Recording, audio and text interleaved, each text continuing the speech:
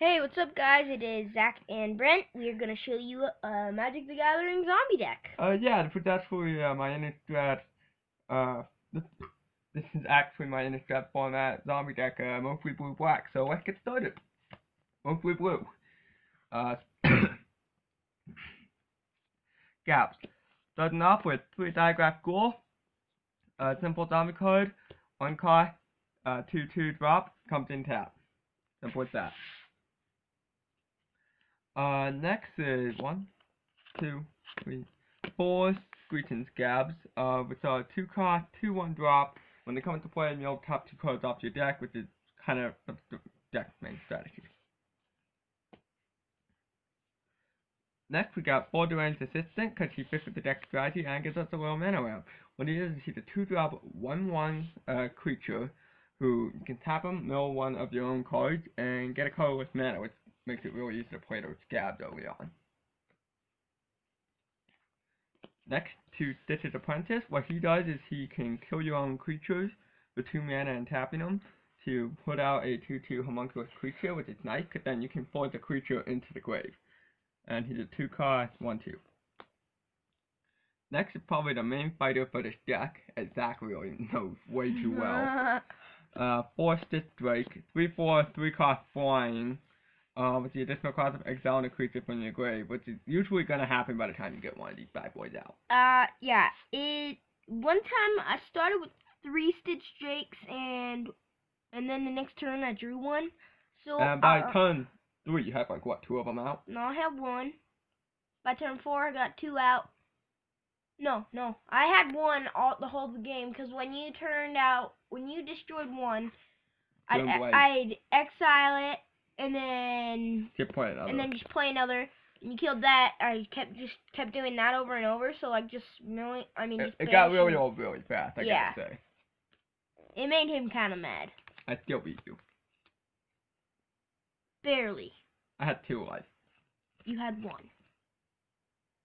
Okay. Whatever. Next, Big Miller, but he's also a nice defender. Armored Scab, 3 cost, 1/4. When he comes into play, you'll top 4 cards of your deck. Pretty simple. Next card is in case this deck goes haywire and the strategy goes horribly wrong. 2 Laboratory Maniac. What he does is he's a 3 cost, 2/2, who, if you mill out, you win. It's actually really nifty, and it's actually a good way to get that ultimate win condition if you figure you can aim for that. Next is a very useful zombie, Diagraph Captain. What he is he's a 3 cost, blue-black zombie, and he has Death Touch and can give other zombies +1/+1. And if another zombie you control dies, he does damage to an opponent. This is what got me the stuff will help when you played me that one time. Because I kept killing those scabs. It's like, really annoying.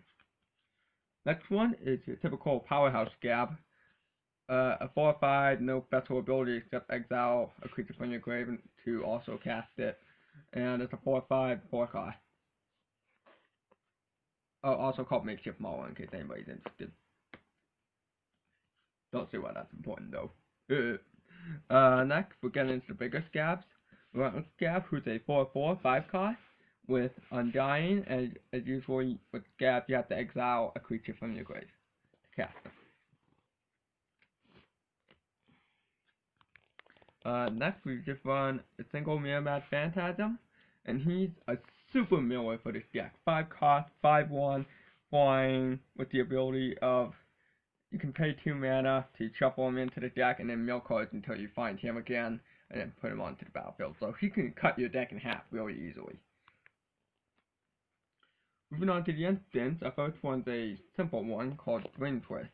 And mill 3 off of any player you choose deck, yours or your opponent's. So if you're having trouble getting creatures in your grave, you can use it on yourself, or you can use it on your opponent if you're having a good time just to disrupt them.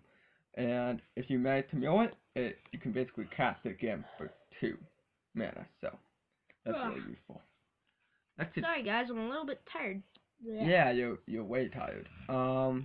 Next is Tragic Slip, 1 cost black. Usually just a target creature gets -1/-1 But in this case, if the creature died, -13, -13. Is there anything that can actually survive that? Well, there's that one thing that you can get up to like a 25/25 in your milling deck. Consuming aberration, that's true. But other than like any creature without like some kind of weird power fluctuating abilities. Or anything that makes them gang stuff by like Titanic growth and stuff I'm talking about anything that wouldn't have a fluctuating power level.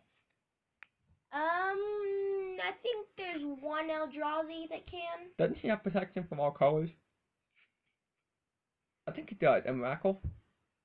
Or Emrakul, however people say. I think it has protection from all colors anyway. But I think there's one more that's 13/13 exactly.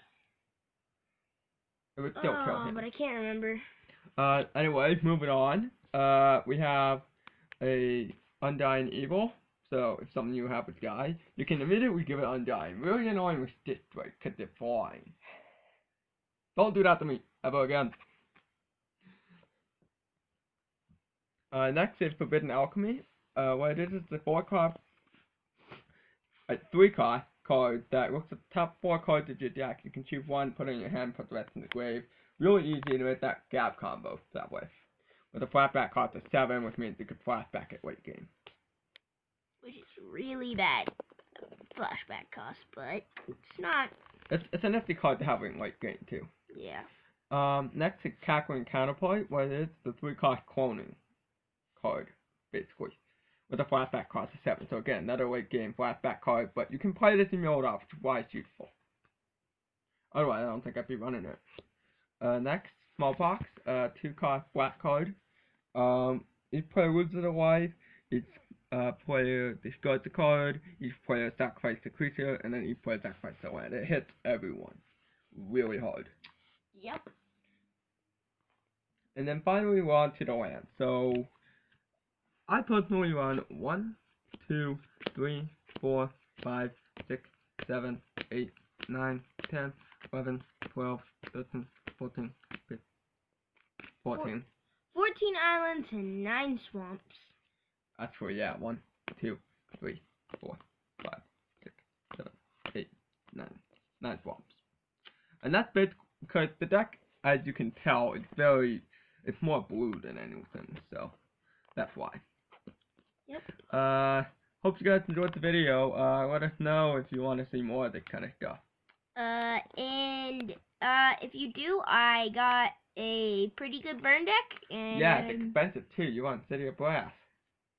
That's in a different deck. You moved it to a different deck. It's been in a different deck. Either way, it's... Hey, we got more decks we can show you. Yeah.